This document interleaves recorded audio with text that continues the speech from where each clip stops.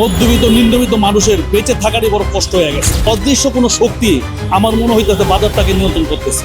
আমি নিজে একজন সরকারি কর্মচারী, আমি এখন নিজে টিসিবি মাল নেওয়ার জন্য লাইনে এসে দাঁড়াইছি। বর্তমান বাজার অবস্থা এমন পরিস্থিতিতে যে দাঁড়াইছে, আমরা যারা মধ্যবিত্ত বা গভর্নমেন্টের সরকারি জব করি, আমি একজন ঢাকা ইউনিভার্সিটি স্টাফ চাকরি করি, তৃতীয় শ্রেণীর কর্মচারী। এখন বাজারে গেলে বর্তমানে বাজার যে অবস্থা, মানে একটা মানুষের উচ্চ রক্তচাপ মানে হাই প্রেশার হয়ে যাবে।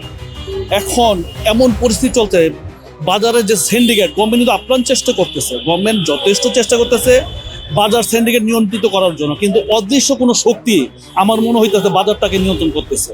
যার কারণে এখন মধ্যবিত্ত নিম্নবিত্ত মানুষের বেঁচে থাকারই বড় কষ্ট হয়ে গেছে।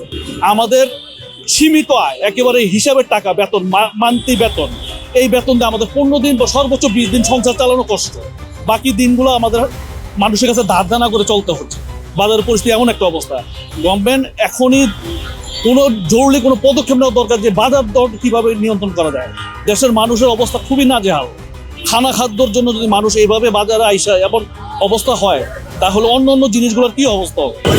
আমি নিজে একজন সরকারি কর্মচারী, আমি এখন নিজে টিসিবি মাল নেওয়ার জন্য লাইনে এসে দাঁড়াইছি, মাগরিবের নামাজ পড়ে দাঁড়াইছি।